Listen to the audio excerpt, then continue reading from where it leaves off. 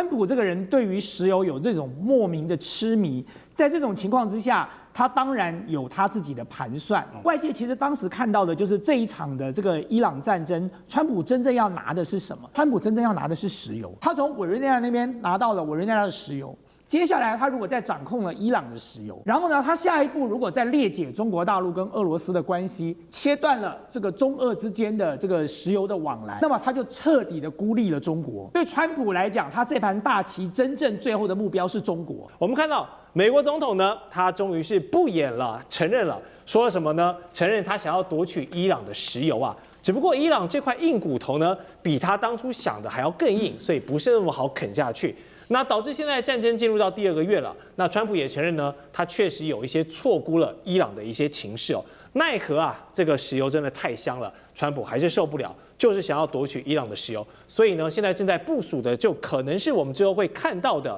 这个派兵来出阵的地面战，因为想要点名抢占哈格岛这一座承载了伊朗90%石油出口的一个经济命门哦。那在今年2026年的年初，我们看到了美国对委内瑞拉的做法，就是直接深入到你的领地去绑架你的总统，然后接着控制国家的石油。那么对伊朗也会要如法炮制吗？我们来看一下，哈格岛其实并没有想象的那么好处理哦，因为它其实现在大家都已经知道美军对它虎视眈眈。那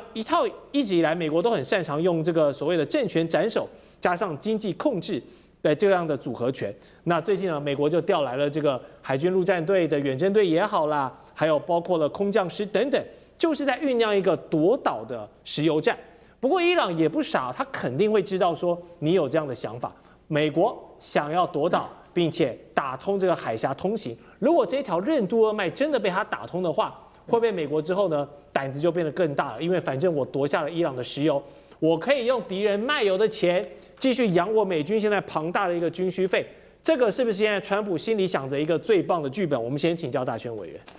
对啊，对川普来讲哦，他眼中会让他闪闪发光的，不外乎是这2样东西嘛。第一个就是钱哦，所以想尽办法从世界各国来扒皮哦，来压榨，那么希望收进更多的钱。然后第二个呢，他特别爱的哦，就是石油。你不觉得川普对石油有一种那种莫名的那种痴狂吗？对，所以你听到川普在讲的，他反对这个有全球暖化的概念，他主张就是要挖油。他曾经说过 drill， 就是要大家继续挖更多的油出来哦。所以川普这个人对于石油有这种莫名的痴迷，在这种情况之下，他当然有他自己的盘算。所以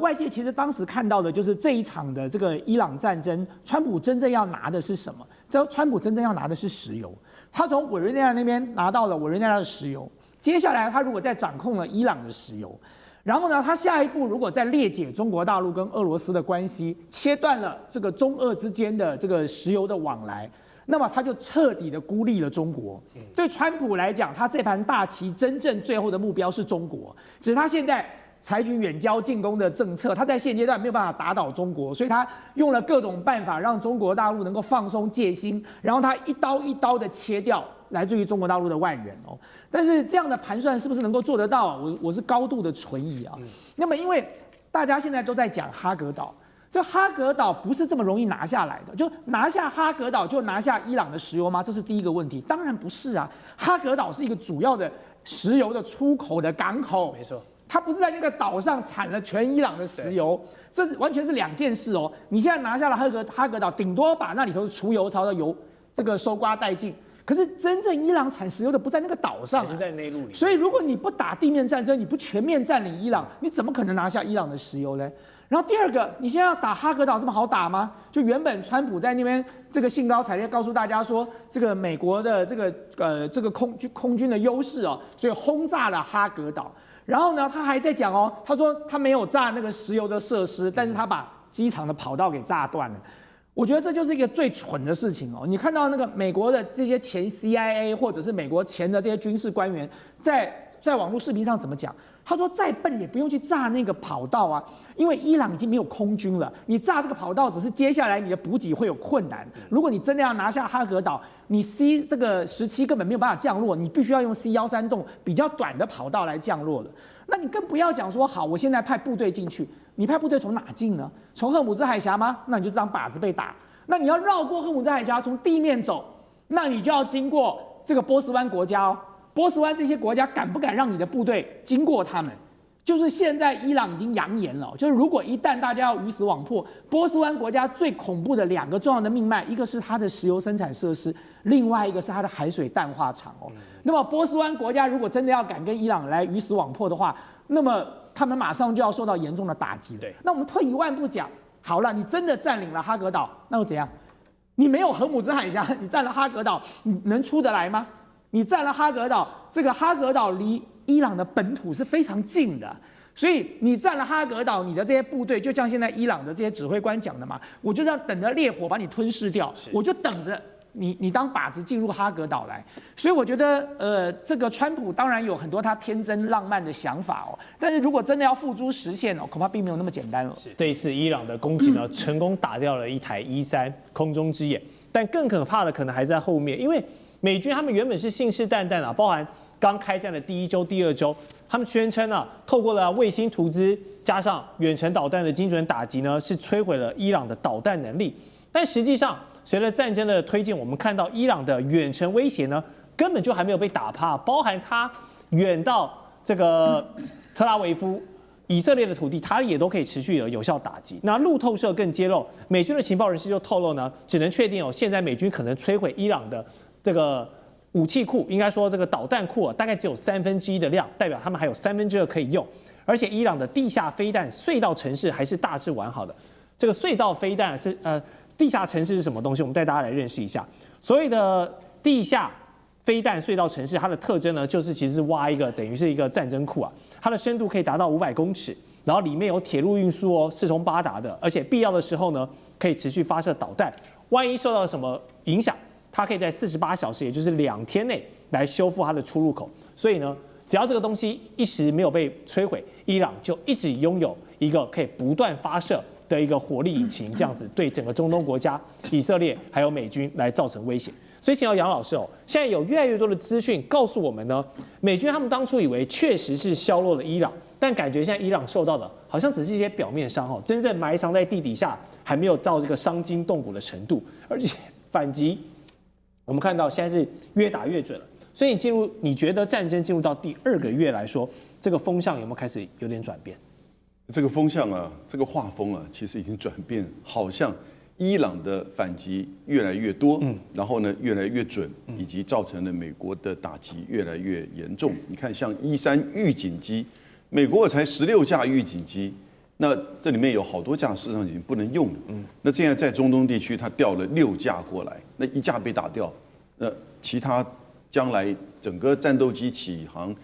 进行加油好了。因为它中间一定要加油，对，哦，那中间这些加油机以及战斗机的这个安全，在过程当中都要靠预警机，所以美国的问题是第一点，它到底这个战略目标是什么？打这场仗，这根本没有，不断的在变。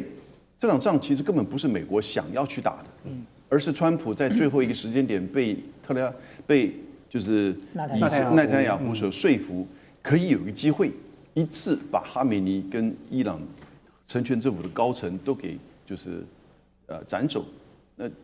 成全政府应该就瓦解了。对，所以这个瓦解没有发生，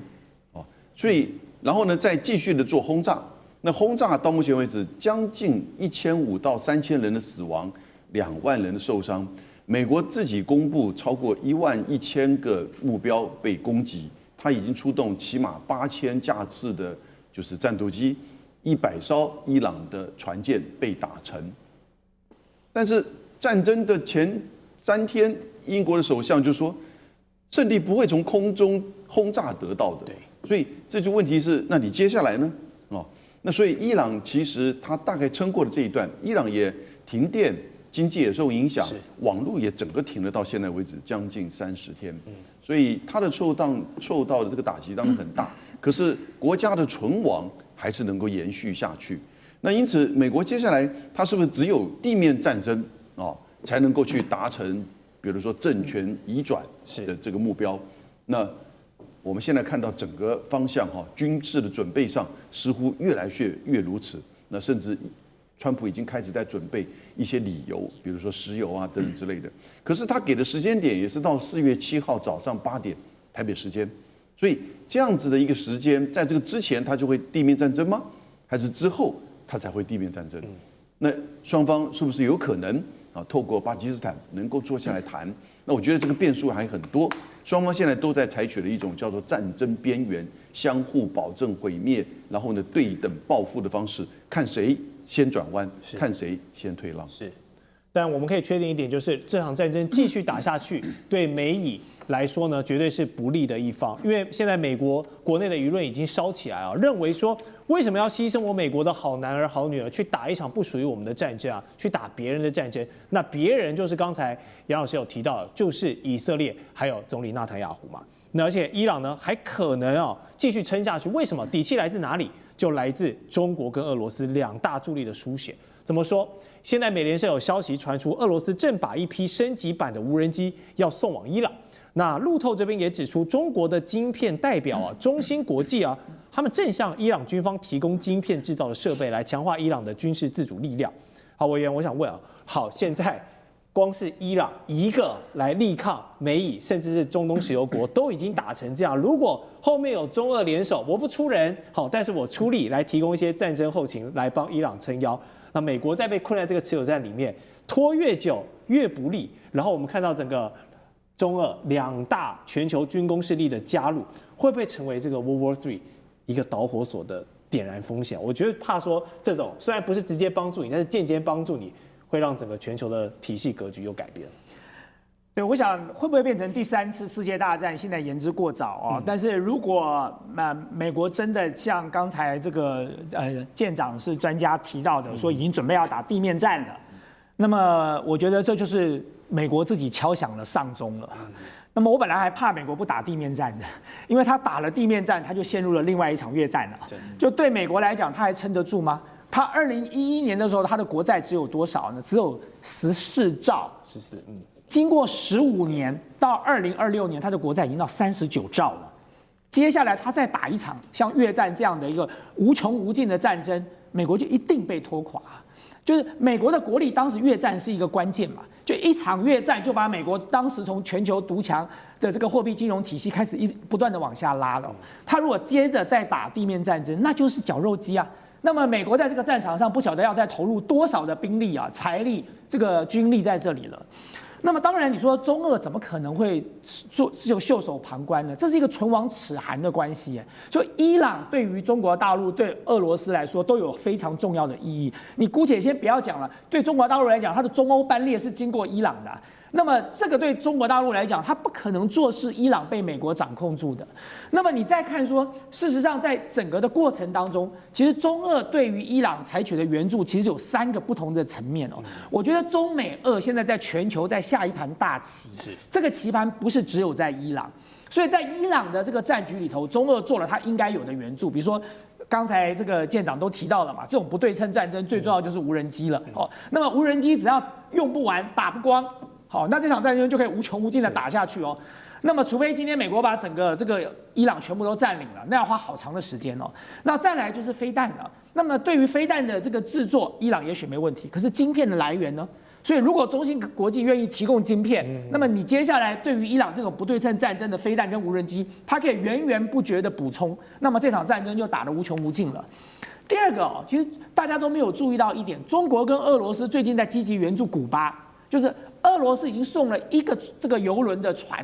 这个大概这2天吧，就会在进驻了这个古巴的哈瓦那港口了。那么就是为了要援助古巴现在的这个能源石油断供的这个危机。而中国大陆更狠中国大陆送了一船的这个大米，接着又送了一大堆太阳能板还有储能设施到古巴。就是没关系，古巴的石油就算不够，我还有太阳能板我帮你做这个太阳能的发电站，然后我还有储能设备。那么显然，中国大陆跟俄罗斯做这件事情，就是在美国的后院插旗子我就在你后院点火，就大家在下一盘大棋。中国大陆跟俄罗斯要援助伊朗的方法有太多了，围魏救赵就是其中一种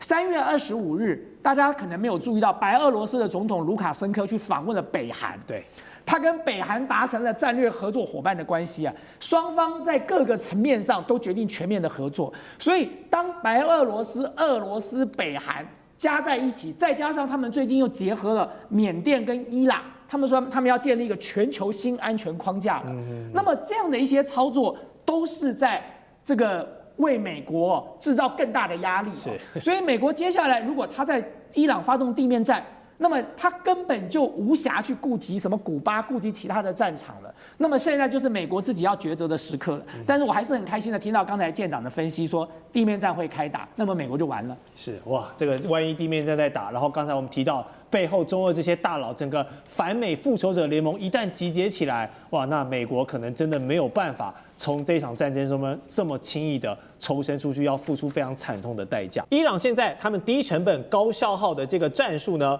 还有无人机密集的攻势还在持续，而且日前啊还真的打到了一尾大鱼哦。我们来看看这些被美军被袭击的地点哦，包括了沙烏地阿拉伯的这个苏尔坦王子空军基地，还有阿曼的沙拉拉港外海的美军后勤舰艇，现在都被战火给覆盖。那最惨烈，然后吸引媒体关注的，就是这个可以看到被打到都已经腰斩的这一架飞机哦，大名鼎鼎哦，空中之眼E3预警机被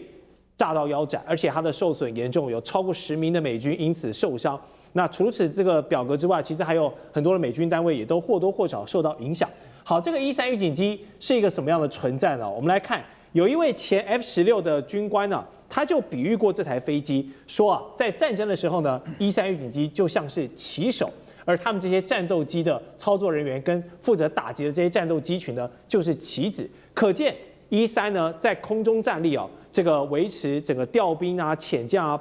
扮演他们看这个整个空中环节跟视野非常重要的一个工具。这么重要的昂贵的飞机都被打烂了，还有刚刚说的舰艇被打啦、基地被穿透等等。我们看到伊朗现在的战术，还有他们的飞弹击中的成功率是越来越高了，也开始突破了美军防空体系，造成杀伤。那这个关键点是什么？为什么在前面1个月我们看到伊朗出动了很多飞弹，但是作用并没有很好，但是进入到第2个月，他们现在成功率在提升了，发现了什么开窍的地方？舰长。我们如果说看到现在这个美军或者是以色列攻击伊朗的状况约略是如此，也就是我们看到这在伊朗上面的一点一点呢，也就是美军跟以色列的攻击。那但是呢，我们看到其他的红点的部分呢，也就是伊朗对于这些波斯湾周边的国家，以及对于以色列的攻击。那我们在这里面呢，其实可以看一个重点啊，也就是为什么我们在第一时间看到的都是预警机以及萨德之眼被攻击？因为其实这个美军当初的设计啊，也就是在这个波斯湾的国家以及前往这个以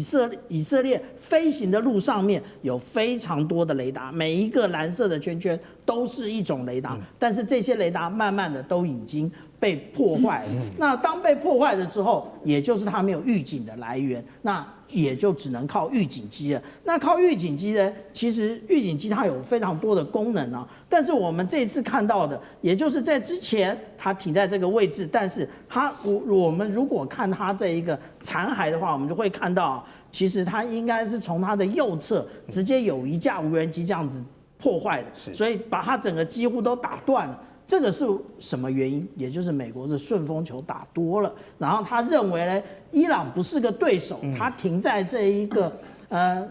沙烏地阿拉伯的这个苏丹王子基地应该是安全的，但是事实不是如此啊。我们来看，对于美军来讲，美军的教范写得非常清楚啊，他的敏捷作战部署里面讲到说，其实他的机动就是必须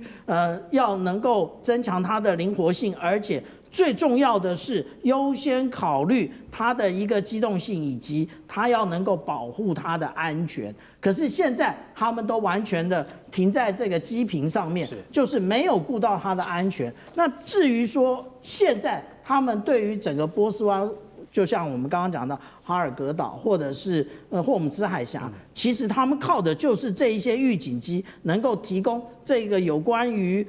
他们要攻击的无论是哈尔克岛或者是这一个霍姆兹海峡，就是这一些作为一种预警之用。但是其实我们坦白的讲，这些预警机呢，它对于这一个我们讲到无人机，比较能够有效征收，而且预警机其实在现代战争中真正重要的是什么？其实它是一个非常重要的节点。我们一直讲 data link， 或者是讲说 A 射 B 岛。A 射 B 岛或 data link 的重要的节点，也就是预警机啊。那预警机提供的，也就是对于目标的位置，然后才能够指挥这些载空机去打。那但是如果说它没有办法有效的进行预警，那就像现在有人说没关系嘛，只被打了1架1-3嘛，可以到那个沙漠坟场里面。因为美国其实它有封存非常多架，你可以继续捡回来。这真是大错特错。为什么？因为拖回来之后，他们最起码要进行半年到8个月以上的时间进行解封，然后重新的检查各种线路，然后配装新的发动机这一些。那问题是我们现在看到的，伊拉克那这个战场。等得了半年到8个月吗？如果打了半年到8个月，那美国惨了，那就证明他一脚踩到泥淖里面去。所以这件事情是一个起点，但是呢，他告诉了大家一件事情。那我们来看 Foreign Affairs， 他早就提出一件事情，就是美国没有为未来的战争做好准备。这个战争呢，其实他讲到的，也就是有关于无人机的部分。那他现在没有办法做有效的预警。其实无人机最重要的并不是攻击，因为攻击无人机是一件相对比较简单的事情。无人机最困难的就是预警，你要知道它的存在。那通常我们看来看去，大家都不知道无人机来了，然后就被无人机打中了。所以其实如何有效的扫描整个频谱，那得知无人机即将到达，然后动员所有的火炮或者是短程飞弹，这个才是最重要的。可是美国还没想通这一点。这时候，哈格岛虽然上面是这个石油出口，有非常多掌握伊朗经济命脉，但是刚刚的分析指出，美国拿下哈格岛呢，后续还有非常多，不管是防守也好，打通海峡也好，真的还有很多的难关要做。那伊朗当然也知道这件事情，面对现在来者不善的美军拦止哈格岛的这个意图愈发的浓烈。伊朗的武装部队也表示呢，波斯湾的鲨鱼啊正在等待美军啊。这句话听起来非常的冷酷，但背后的军事现实啊也是很残酷。因为五角大厦很头痛啊，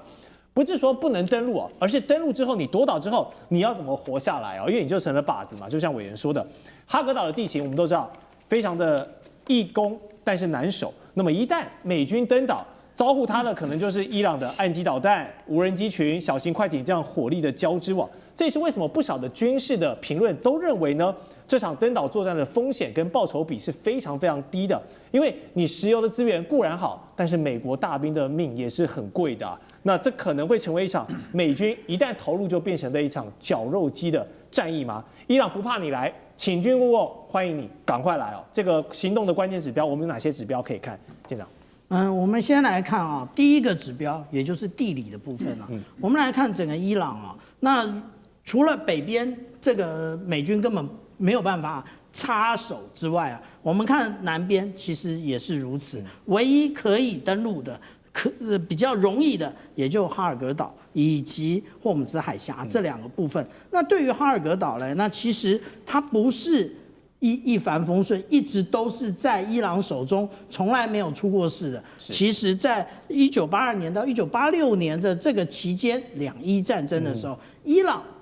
就曾经将这个哈尔格岛那个沦陷过，也就是伊拉克来占领过这个地方。他来占领过这个地方，但是呢，后来就诚如刚刚大邱委员以及主持人所讲到的，其实这是一个易攻难守的一个地形，也就是我们现在看到的这张图。那刚刚讲到被攻击的跑道就是在这一块，然后它储油的地方在这一块，甚至我个人的研判，根本伊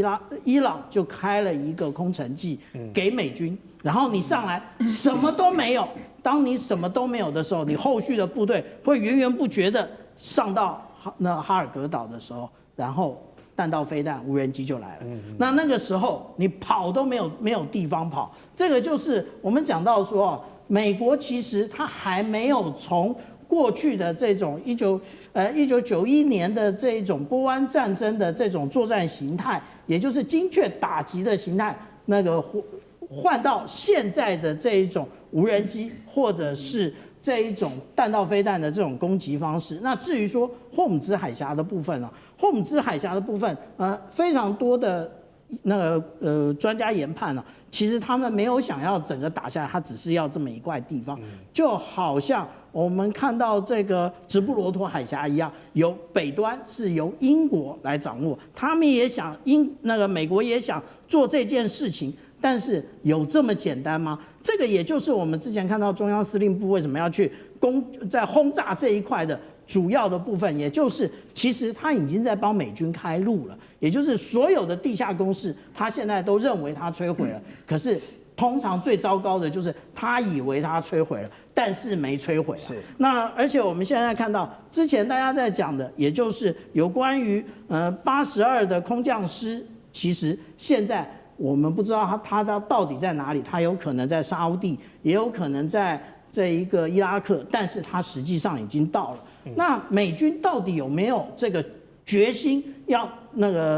大打一仗呢？其实有，为什么？因为他的预备队都来了，他的预备队也就是全师号的这个2栖待命支队。这个2栖待命支队，我们现在可以看到，它的这个时间是在3月中旬，他才从圣地亚哥出发。那也就是如果我们来算27天到30天左右的时间来看的话，它大概也就在4月中旬会到。但是我们这样子看这个兵力大家看前面有个迪利波里号，但是迪利波里号它带着一艘，也就是新奥尔良号的这个2栖运输舰，可是大家会觉得这样很薄弱那其实后来美国根本不告诉我们这件事情，也就是我们看到这一艘就是他们的远征机动基地舰，这艘船8万吨。我们刚刚讲到的这一个，无论是迪利波里号或者是全师号，它也不过才4万5千吨。它在3月23号已经穿越过这个新加坡海峡，进入马六甲海峡了。那如果加上这一艘船来看的话，我们就可以看到它就已经是一个完整的两栖打击的一个编队了。那也就是说，这些兵力加一加那其实美国还在做另外一种想象。如果我们来看周六的这一个华尔街日报的话他特别告诉我们，他们还想要再派17000名的美军。那也就是说有很多人的研判就是这些其实都是佯攻，其实我只是吓唬。那但是不是？为什么？因为这些人，美国大兵一出动，吃喝拉撒都非常贵的。他们在1991年波湾战争的时候，最前端可以喝到冰的可口可乐。你想到那一个他们的后勤补给有多沉重？那这个也就是我们讲到说，当他们的大军都已经出动的时候，意思也就是势在必行。川普已经动心起念。除了荷姆兹海峡之外呢，现在川普总统在极力想打通这一条石油的要道而川普呢，抱歉，是伊朗在这个时候呢又抛出了另外一张王牌，是什么？警告美国人你胆敢动地面或者海上行动的话呢，我不止荷姆兹海峡要继续封我可能还要开辟一条新战线。是哪里？我们来看荷姆兹海峡在这里，它的下方有个地方叫做曼德海峡，这边有一个放大图。这里的曼德海峡呢，是亲伊势力胡塞组织他们掌控的地方。马上响应说如果呢这个美军在越雷池的话呢，他们就宣布要加入美以的抗争。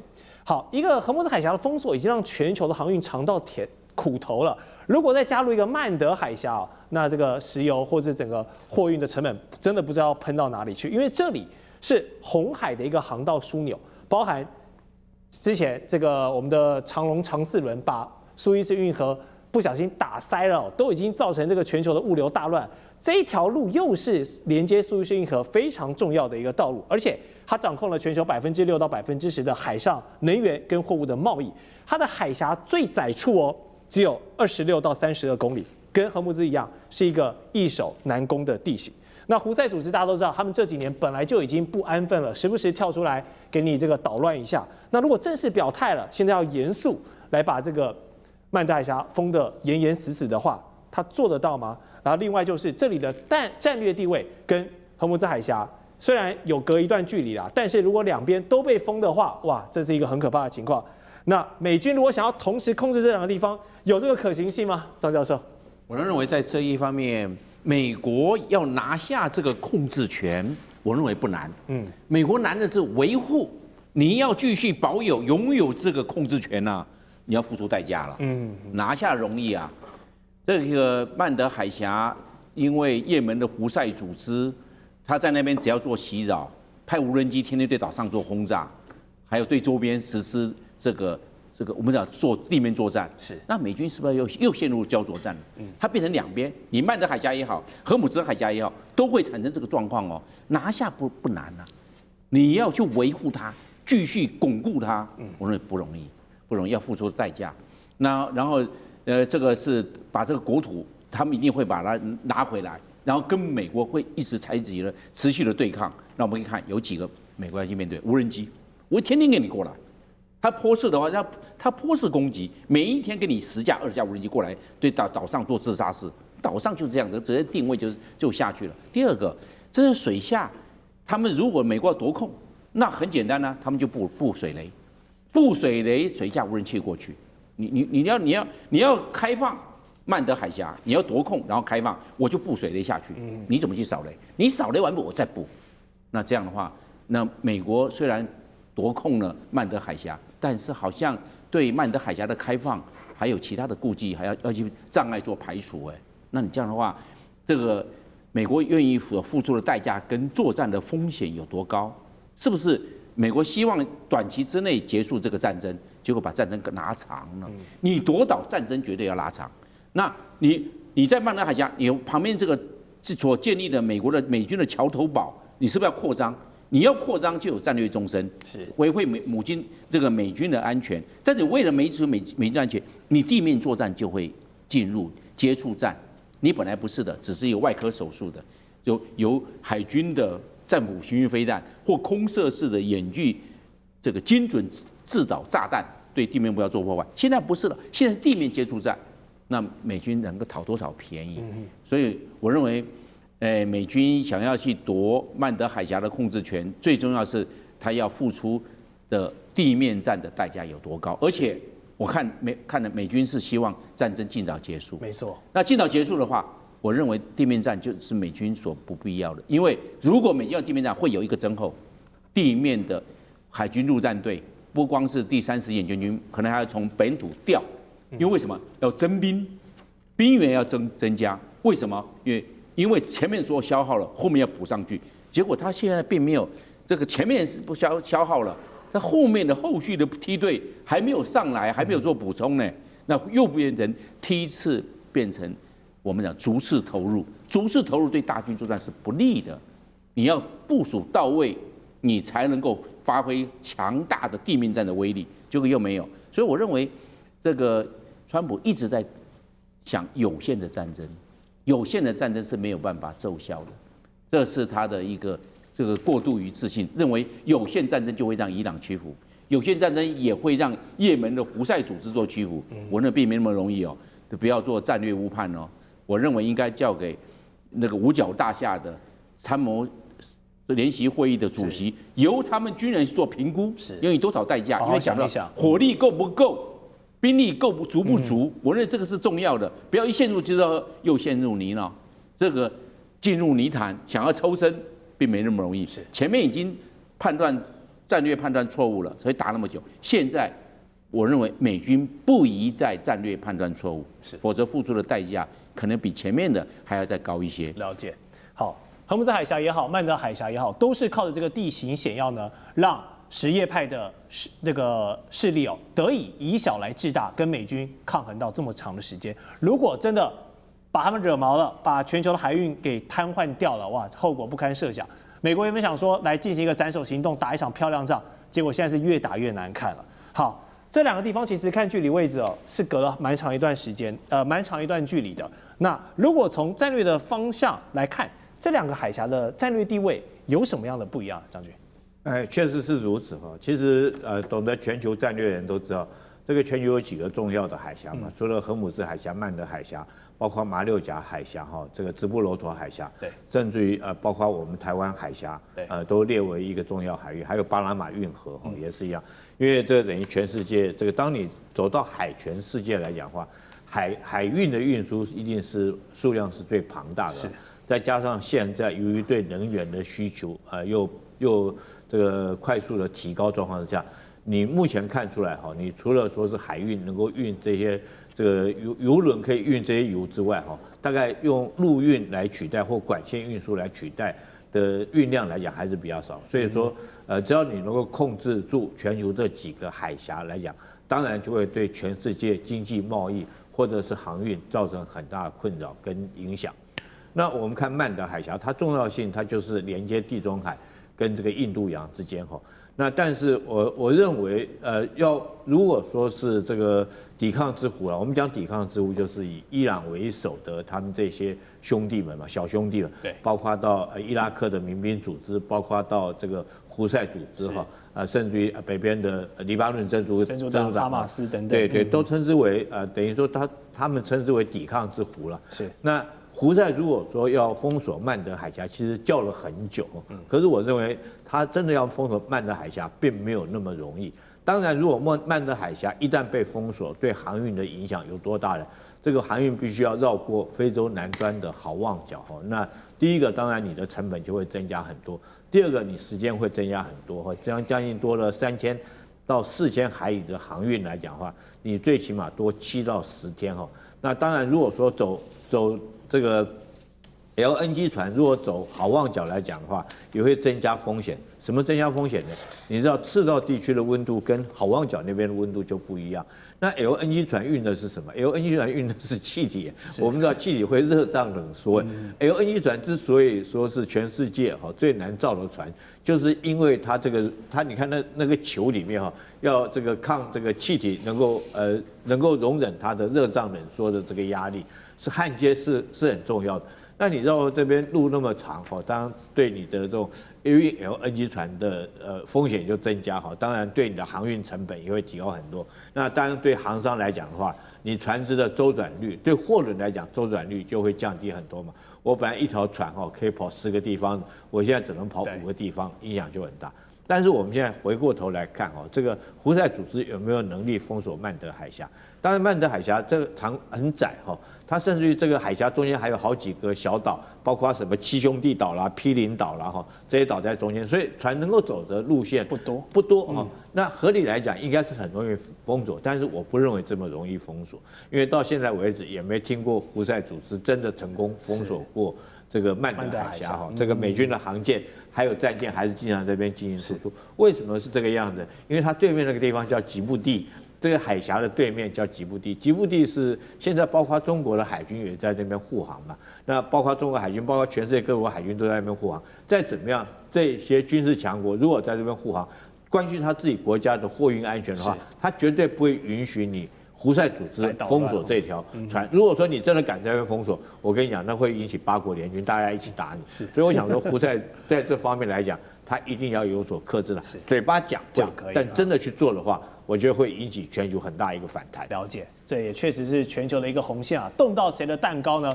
可能胡塞组织就会被大家结合起来教训。好，那川普这边原本23日宣布，他要下令暂缓攻击伊朗的发电厂跟能源设施，因为要进行谈判嘛，总是要有一些示好。但是到了之前呢，不意外，他又再度 tackle 了。在社群媒体发文说，因应伊朗政府的请求呢，他将这个暂停能源的设施摧毁行动再延后10天，要到4月6号了。而且说得很好听是哇，人家来求他的，结果马上就被伊朗以及这一次担任调停角色的巴基斯坦出来给打脸了。好，目前美伊双方对于停战的条件，不能说没有共识只能说是这个差距还甚远那川普延了又延的，最后通牒都是为了帮这场谈判来争取更多的时间，但是以现在来看，达成停战的这个天时地利人和有到吗？岳老师，我先解释一下为什么先缓5天又缓10天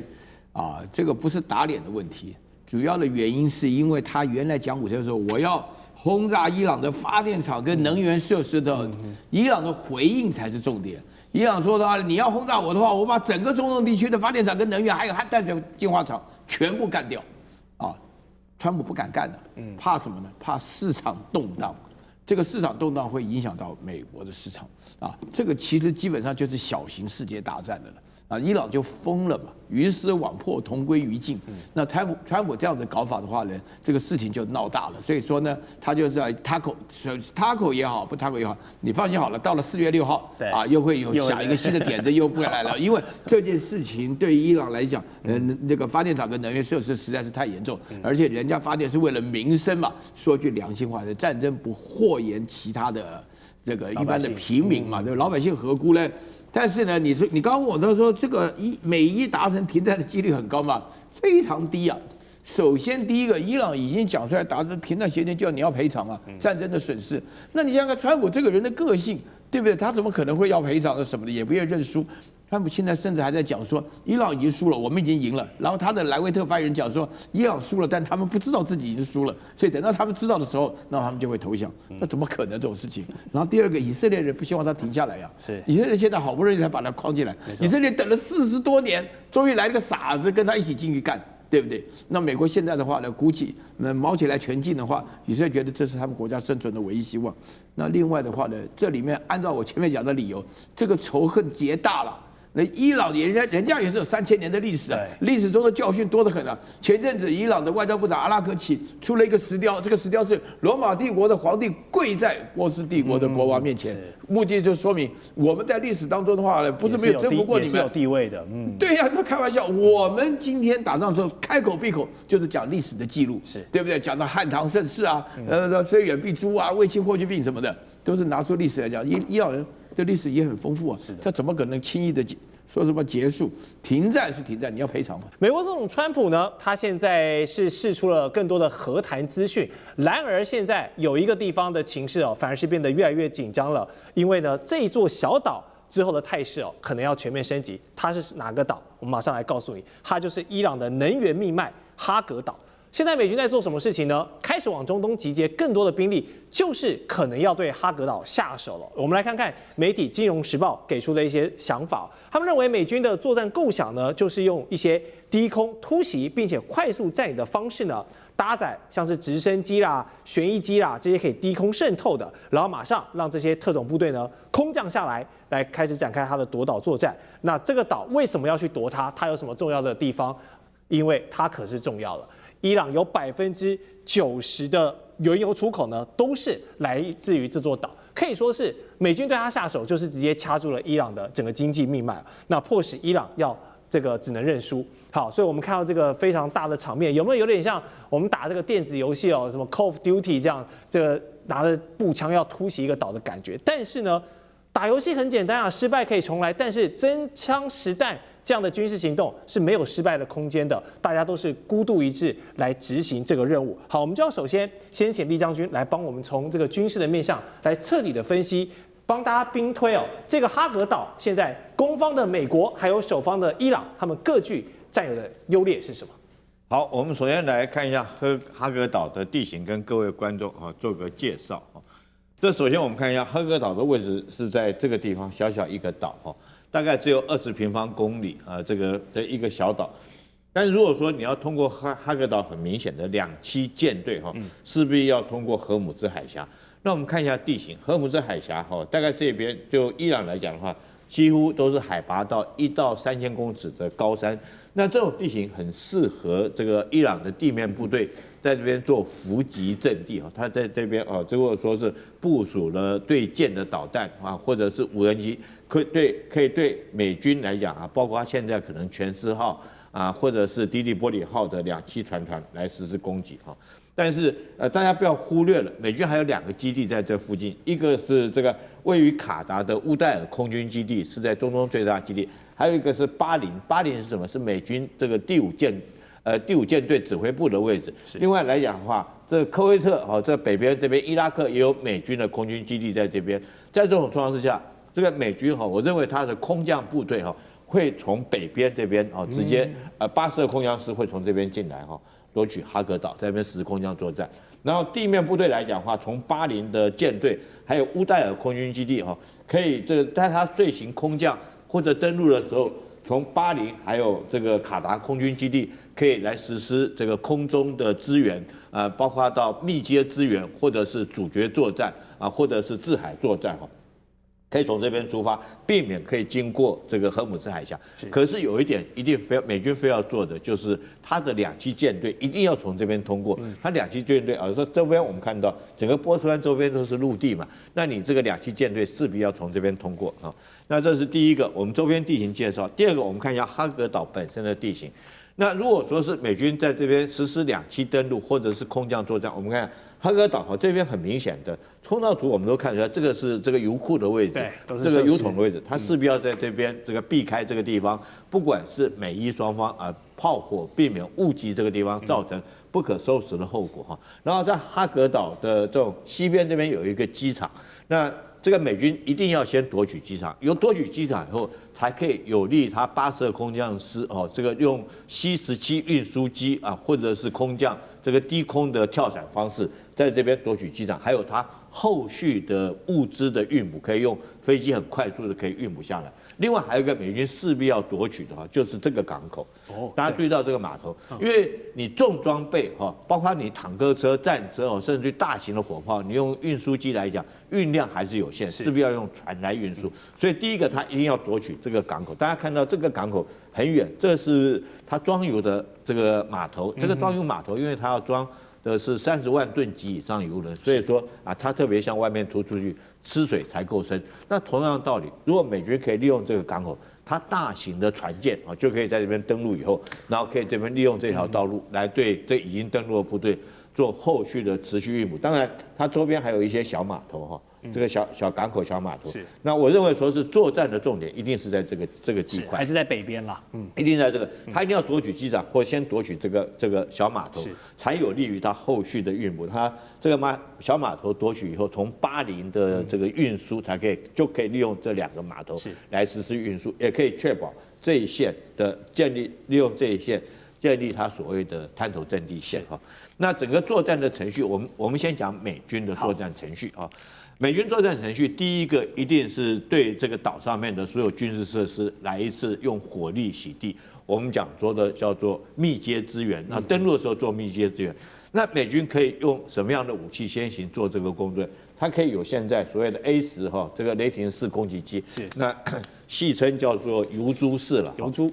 油猪。它这个除了说是它可以带各型的对地攻击的导弹做精准的打击之外，它另外机头这个地方有一挺30机炮，这机炮每分钟可以打到3000发，是非常强而有力的。那最大的特色，你看它2个发动机是装在后面上面，它这个底部来讲的话，因为它本来就是对地攻击机，它就有预防到等于说一辆会飞的坦克，所以底下那个厚的钢板，你用一般的机枪是打不穿它的，所以它的防护力是很强的。我认为它一定会用油猪式这个战斗机，从我刚刚讲的卡达尔空军基地起飞这个来这个地方做这个掩护、密接支援，还有先期的火力攻击。那第2款它可以用的是阿帕奇直升机阿帕奇直升机也是一样，这个它底面的钢板也是很厚的，可以防止轻兵器对它的射击。那飞行员是在上面，它这上面有一挺机炮。那这个机炮的强在什么地方？这个射手他眼睛看到哪里，那机炮就瞄到哪里，是非常的精准。那在第1次波湾战争的时候，他带着导弹对战车的攻击，战力比是1:16，不0:16，他一架直升机就可以打掉16架的这种坦克车因为它有可以携带16枚的地狱火导弹。除了这个以外，它可以带火箭炮，所以火力是非常猛的。这是美军制空作战。紧接着我们看，如果登陆初期的时候，它海军陆战队可以用 AAV7这2栖登陆车，从这个迪里波迪号或者是全斯号这2栖攻击舰上面带着陆战队官兵直接抢滩登陆然后再来我们看一下，它这个迪里波迪号上面还有的语音式的直升机。所以它不见得是要用跳伞它用语音式直升机就可以将人员来讲，这一架直升机大概就可以带70-80名的这种陆战队的官兵，直接用机降作战，很精准的着陆到他所望的地区来实施精准作战。那我们看一下伊朗有什么反击力量？伊伊朗当然它的地面力道是比较强的，它第一个它的优势，这个哈格岛距离伊朗的本土大概只有25公里，也就是它的无人机是100%可以攻击到这个地方哈。第二个来讲的话，我今天特别去找了一张照片哈，给各位看一下，这个是伊朗的监测型武器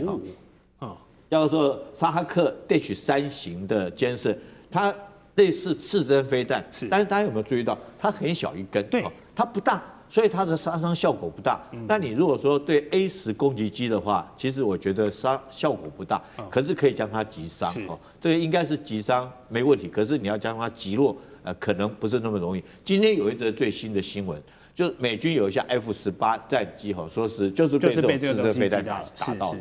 到底有没有击落？美军现在是说否认了。对。但是我认为说是可能没有击落，但是有击伤。了解。因为 F-18它本来舰载型直升机。它的这种防护力、安全防护也是很好，设计很好。但而且第二个，再加上你看这个这么小一个的刺针飞弹，它的弹头杀伤效果有限。你看弹头就这么大一颗弹头这么大一颗，大概爆炸威力大概我想了不起一颗迫击炮那种爆炸威力，对战机来讲可能不构成这个击落，可是造成损伤是会的。听说就是这款飞机来作战。所以我认为说是，如果说是双方这场战斗来讲的话，可能这个伊朗会不会采取的，可能我认为是类似关门打狗的战术。我让你的这个低密玻璃进来之后，我封锁这个港口，我之后在这个港口封锁掉这个用鱼雷或干嘛，这是第一步他可以做的甚至于他就可以在这边先行布雷，根本不让你进来。如果你要进来之后，他封锁住之后，你可能更不容易出去。这是第一个。第二个来讲的话，它可以在先期这个，我想说哈克岛这个小小岛上面，它已经先期战场经营了很久。那它有一个优势是什么？因为双方来讲都不能打中这些油桶，这些储油槽如果说一旦被命中的话，对全世界能源是一大的危机。那我想美国也可能不愿意造成这种伤害，以免整个这个通货膨胀这是伊朗的优势在这边。当然，它第二个优势是沿岸这个地方它可以借着沿岸这个地形部署它的对舰攻击、对舰导弹或者是这个无人机当你登陆上去之后，它会打什么地方？它不见得会在岛上跟你决战的，它打你后续的船团。你从这边出发，从巴林出发的船团，或从这边出发船团，它从这边对你攻击。你要知道，登陆作战一旦后续的船团没办法持续做后勤补给支援，那你可能在那边战的时间就不久。就像越战的时候，德浪谷之役，美军的空降部队下去以后，机降部队下去之后，一个营下去，但是被北越的军队包围，它后续来讲没有办法持续的运补，因为每天消耗的弹药量或者伤患的厚重是很重的。在这种状况下，那时候美军就这个后续来讲，他必须这个认为失败，就主动撤出了。那我认为这个浴血这个哈格岛后续来讲，不要认为说美军没有胜算，美军有他的计划，然后伊朗也有他的这种战法，所以后续如果美军真要在这个登陆，我认为会是一场的血战。是，好，谢谢李将军这么详细的分析哈格岛刚才我们从武器还有可能的战术确实现在码头跟机场还是最关键的2点。好，美军还没有展开这个夺岛的第一步，但是我们先帮他想到，如果真的攻了，并且打下来了，第2步关键的就是能不能守得住。现在前美军的中央司令部情报主任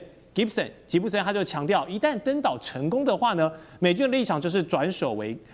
攻为守了嘛。那所有的火力在集结在中东的这5万美军，就是来优先保护这个驻岛的部队。那军事专家分析呢，一旦美军真的拿下了哈格岛，那伊朗也可能要跟你玉石俱焚了。寄出这个焦土政策，就是宁可炸毁所有的油气设施呢，也不要让你美国人拿下岛上剩余的这些好处，这块肥肉。好，如果这个剧本真的走向现在这个极端的发展，哈格岛争夺战，美军想把油气设施当作来抗衡伊朗的一个筹码。但是否想得太简单直白了，也低估了伊朗可能不惜鱼死网破的他们的一个决心。那玉石俱焚，如果真的弄下来，自家的高达90%的原油出口依赖的地方也给你炸毁，伊朗真的可以狠下心做这件事情吗？赖老师，你的分析？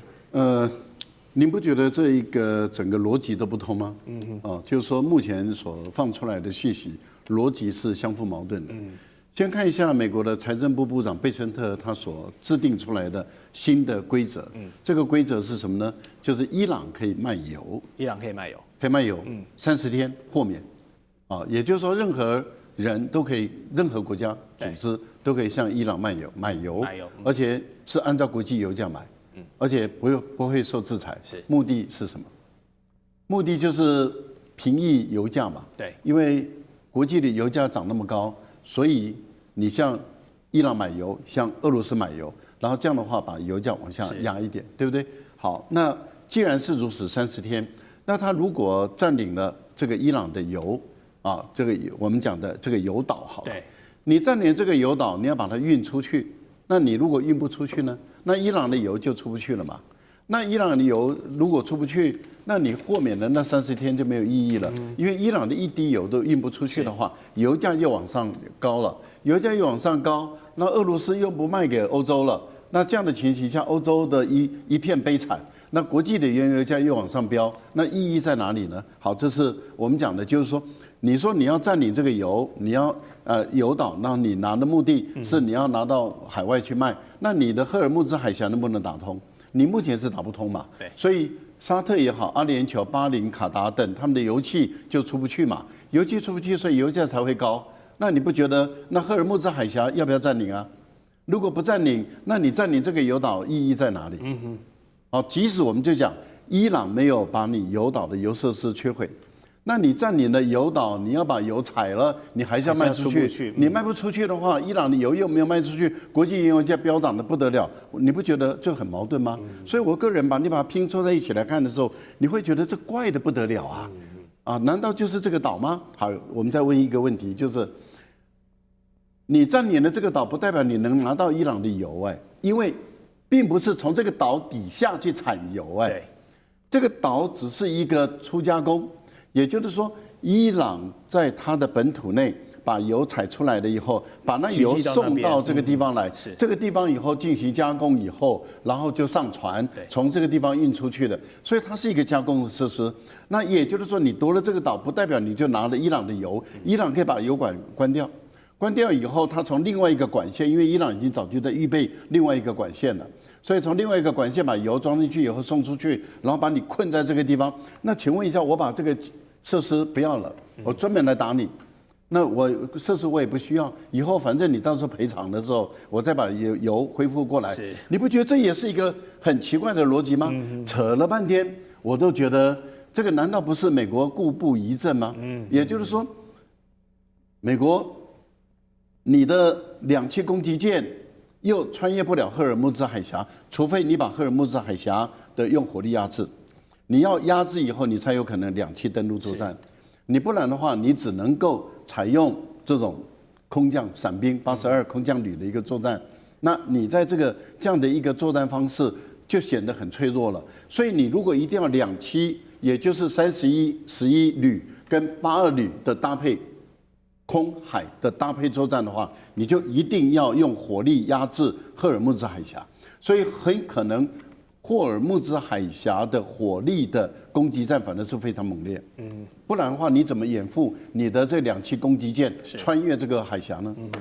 好，刚刚赖老师帮我们提出现在美军一直在不管是透过这个军方的说法，还是透过媒体的说法，都让大家把聚光灯放到这个哈格岛争夺战上面，但其实赫尔木兹海峡还是能否通畅才是一个关键，因为现在呢，如果持续封锁下去，大家势必要找替代方案没有办法等待这个油出不来那么久。替代方案在哪里？红海路线呢，当然是一个选择。不过伊朗放话了，如果美军胆敢对哈格岛有任何的动作，他们也会将这个开辟红海战线要给老美一个惊喜。好，红海是通往苏伊士运河的要道，之前我们的这个长荣海运在那边有这个出过一些事故可是把全球的物流塞出了一个乱子大家都还记得吧？那现在如果万一红海也变成了风险路线，然后全球2大的这个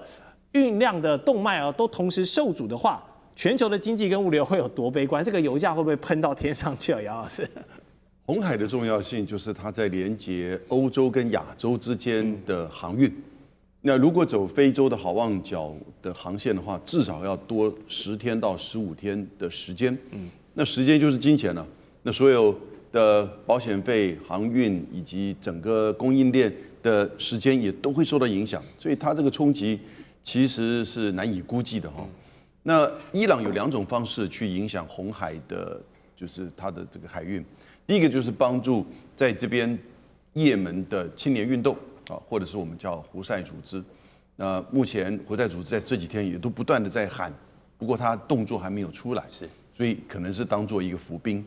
那伊朗也可以直接怎么样？也可以直接就是飞弹就打过去啊，因为距离红海大概比距离特拉维夫在就是从伊朗的角度的话，可能也最多是多100公里的这个航程，所以也都在差不多1200公里范围左右。所以以色列到现在为止被伊朗打的是几乎是体无完肤啊。怎么说？因为他到现在为止受伤的人员已经超过5200人啊。我们知道前2天以色列的核弹基地也被2枚伊朗的重型弹道飞弹击中，而且很准。那所以呢，他要去直接打那么窄的红海的航道，其实是有可能的。那所有的他只要1枚飞弹靠近这边，那所有的航线都被迫要改航。所以他用这种是跟你叫一种就是说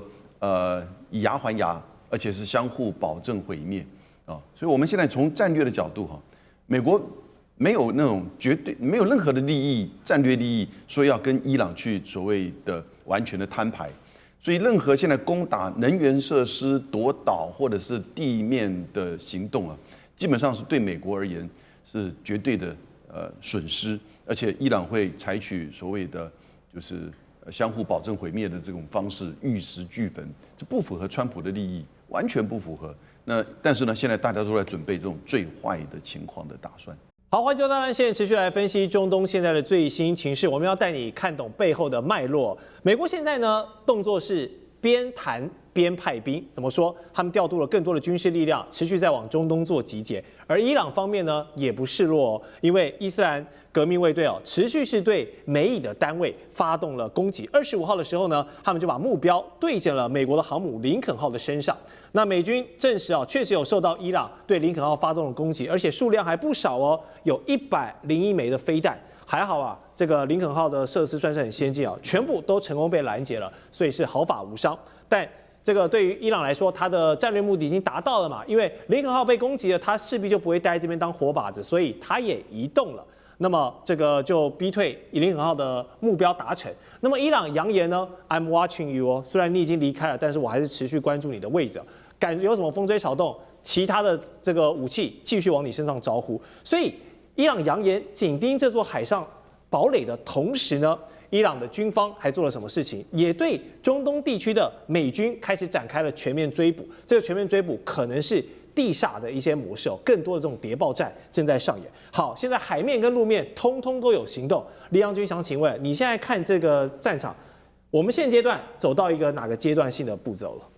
了？首先我认为说是，如果说伊斯兰的这种导弹要攻击到林肯号，可以说是几乎是不可能的，因为在林肯号绝对不是就孤零零的一艘航空母舰在这边哈，它周边有很多的所谓的护卫的军舰，包括伯克级的驱逐舰等等在里面哈。然后第二个来讲的话，这个林肯号自己本身它有预警机，你任何导弹或者是飞机接近它，它都可以实施预警。它自己本身也有战机哈。对。那之所以说川普说这个发射101枚导弹，我觉得川普也是在乱讲了哈。为什么？因为以伊朗现在它的导弹是很珍贵，它不太可能会浪费101颗的导弹，但是有可能是无人机有可能是无人机。那川普把它讲成导弹是。那要拦截这些无人机来讲的话，我想说以林肯号自己，因为如果说是这个见证者136，它的时速只有100多公里，如果这艘林肯号距离只要海岸线300公里来讲的话，你这个见证者在海上就要飞3个小时。我们合理来算，这3个小时足够林肯号可以很充裕的时间，它起飞它的战机以后，将你的无人机击落哈，根本连导弹都不需要浪费。就算是你真的接近到它这个2-3公里之内，它自己本身也有方阵快炮可以将你击落。通常一艘航空母舰它的防卫的半径是400公里包括它的预警范围能力以及它能够拦截的范围大概是400公里一个半径这种长度。所以说伊斯兰这个如果说要打到林肯号几乎是不可能的。但是他为什么不可能打不到，他还要这样做？我觉得他很明显的就将你林肯号逼退距离我海岸线最少这500公里之外，才能够确保你的安全嘛。如果说你在400公里之内，我无人机万一不小心这个总是有漏网之鱼，如果真的打到你，你就吃亏受不了。所以那往后退对伊朗有什么好处呢？它可以争取它的预警时间啊。我们现在昨天我们上一节我们还在讨论的，就是美国有一架 F-18战机哈，这个传说中被伊朗击落。F-18战机就是从林肯号起飞的，因为 F-18就是林肯号的舰载机，而且他后来说这个坠落在这个阿拉伯海，那可能性极高，它可能被击伤以后要回到林肯号的中间过程之中。是不是受伤啊？有没有回去我们不晓得了，这看美军去这个讲。但是关键就是重点是说，这架战机是从林肯号起飞的，应该是没错。那如果说我将你林肯号逼退到400公里或500公里之外，当然我就可以增加我预警时间，增加你攻击的困难度，因为你在海上要多飞这个500公里这么远。那这个我们知道海岸线距离德黑兰还有1000公里这么远。那当然，你如果达到我的作战领空，这个依照你的油料，你可能本来预计可以有30分钟的滞空时间、留空时间作战。那因为你消耗掉你的航程之后，你的作战时间可能只剩下10分钟，不够你攻击。我觉得这个是战术上的一个运用。可是你要打航空母舰这个伊朗是打不到。可是有一种方法可以逼退、击落航空母舰，那就由最强的堡垒要由自己内部来做攻击。啊，福特号不就是被击落了吗？可是是不是这个伊朗发射导弹去打到福特号？不是，是福特号自己的官兵在里面放了一把火，把洗衣房烧掉。那我们现在看到福特号因为这把火就回到希腊去拯救去了。所以最强的这个堡垒要由内部攻破。这个福特号证明了这句话给我们看。了解。好，现在不止这个美军的林肯号被盯上了，伊朗也对另一个敌对势力呢持续发动打击，就是以色列继续对特拉维夫这个狂轰猛炸。那如果说这个三方战争有一个人在把敌人打死打残之前，他都不想结束的话呢，那就必须是以色列总理纳坦雅胡了。所以他之前就下令，往后的48小时要继续全力轰炸伊朗的军事设施，就是要抓住每一可能进行弹劾之前这个短暂的窗口，把握时间我能打多少算多少。而且呢，对黎巴嫩南部以色列也是大有动作，他们派遣了这个地面部队去占领但这个举动是让联合国都看不下去呼吁要尊重黎巴嫩的主权，好不好？那以色列呢？好，你要当这个一战再战的硬汉没有问题，但是总理大人作为这个国家领袖他不带头表率，自己的妻小呢先送去美国，好不好？先安全。好，这不就是标准的这个我争了很多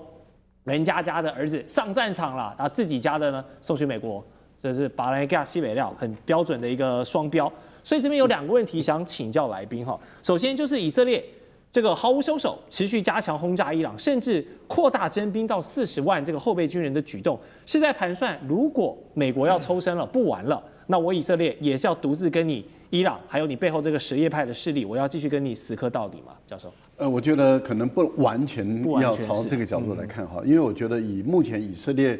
所面临的处境，坦白说，对于内塔尼亚胡也好，对以色列也好，也不利。他已经被边缘化了。本来是美以联军就是联合对伊朗作战，可是您看现在传出来的所有的美国要跟伊朗进行谈判的时候，没有以色列的份了，他被排除在外了，这叫做什么？被边缘化。那也就是说，现在对以色列来讲，他越来越没有安全感的问题是在于，如果美国跟伊朗他谈好了呢，那我以色列怎么办？那因为伊朗现在已经提出5个条件了，这5个条件里面有一个条件赔偿，坦白说好解决了，因为按照美国过去的案例来说的话，他赔偿可以叫日本人付钱，因为以往就是日本人就是付钱嘛，还有可以叫沙特阿拉伯、阿联酋等相关的国家付钱，美国人是不会付的，可是他叫可以相关国家来付，所以我觉得这个赔偿这个问题不大。可是它比较大的问题是在哪里？是因为伊朗这一次的要求是连敌对的国家全部都要停止战火。那敌对的国家就包括以色列对于黎巴嫩真主党南部，也就是黎巴嫩南部的攻击，以及包括对于也门胡塞组织或者是对于哈马斯的攻击哦。这个可以广义解释，没错。但是更具体的来说，就是对真主党的攻击已经列入谈判的条件内。可是你看，跟以色列有关的谈判，以色列没办法参加。这个对于以色列来说的话，他已经没有安全感，而且很明显的，美国特朗普完全没有意愿，也没有意识要内塔尼亚胡来跟他来谈判。换言之，也就是说，这个如果真的是有谈判，目前来讲是没有谈判了，目前来讲就是传话而已。哦，那川普也好，本人也好，或者是他的发言人，把传话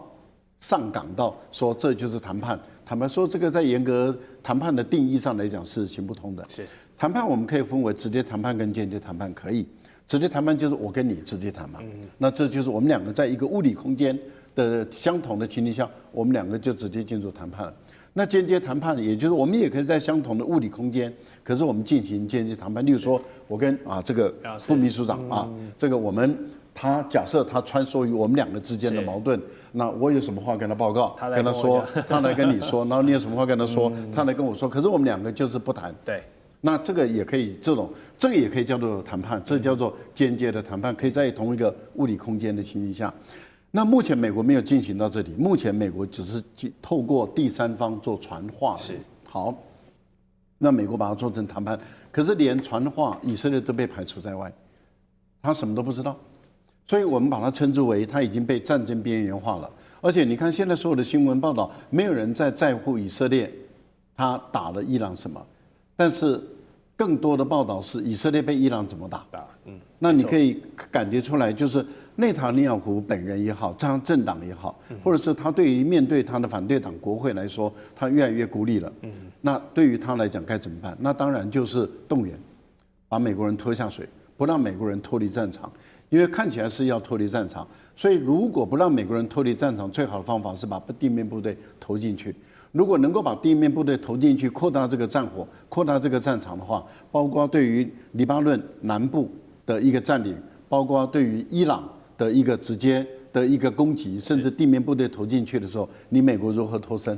那当然这个就涉及到一个风险，这个风险最高的就是什么时候美国的白人跟犹太人跟美国的犹太人翻脸。因为当美国的白人真的跟美国的犹太人翻脸的时候，美国的犹太人还是会怕的。平常他可以有雄厚的资金，可是一旦翻脸了，那些地位资金就不重要了，因为随时可以把你没收。好，我们第二个问题要请教杨老师哦。其实之前台湾也讨论过非常多次，就是一旦当国家领袖或是其家属拥有我们所谓的双重国籍的时候，然后一旦遇到危机时刻呢，我自己先落跑这样的讨论。现在纳坦雅胡的妻儿送去了美国比较安全，但是在以色列内部就引起了一些舆论的炸锅。那你觉得这件事情有道理吗？内塔尼亚胡2个儿子，一个女儿。这一次的问题是他的2儿子叫阿夫纳。不过阿夫纳这个情况是比较特殊，因为2年前2024年的时候以色列跟就是也受到伊朗的轰炸的时候，他的儿子其实要结婚，叫阿夫纳，结果后来就婚礼延后。婚礼延后到什么时候呢？到2月底的时候，今年的2月底，所以他等于是今年又再一次的延后。是那当然他的结婚对象应该是美国人。所以整个婚礼延后的2次，他自己都觉得对不起他的儿子跟他的太太。所以，然后我就没有再看到相关的新闻，是不是因为他这一次要去准备婚礼？那准备婚礼是不是表示战争要结束吗？我们也不知道。人家在打仗，你在结婚，还是说是因为战争可能都要这个扩大征兵了，所以叫他赶快走？不会，因为他其实年龄也不小，之前也当过兵差不多10年之前的时候当过兵，所以。我却不是很清楚，说他们为什么这个时候要离开，是不是跟这个婚礼有关啊？那但是内塔尼亚胡，美国很早之前就说，这个战争是一个人的战争，就内塔尼亚胡的战争。对。但他把川普卷进去之后，去年卷进去，今年更整个扩大，变成一种战争。那可是呢，现在川普要去跟内塔尼亚胡切割，显然伊朗要去分化美国跟以色列。所以内塔尼亚胡这几天呢，就扩大对于真主党跟伊朗的轰炸攻击，因为他怕美国可能会达成一个很快的这个协议。可是他扩大征兵，他也担心马上战争如果结束，被美国要求要结束的时候，他怎么回应？对他因此要把这个情势弄得更僵。那如果被迫就是停战的话，那接下来10月7号的这个选举，他本来就已经不看好了。经过这一次的战争，而且以色列我刚刚提到死亡18人，受伤5200人的情况之下，其实城市的重建会很多的怨恨的，所以对他的选举也会不利。因此，他是不是要把这个战争再扩大？那我们现在最担心的是，他会不会直接就等于是针对伊朗的能源设施或者是岛屿进行攻击，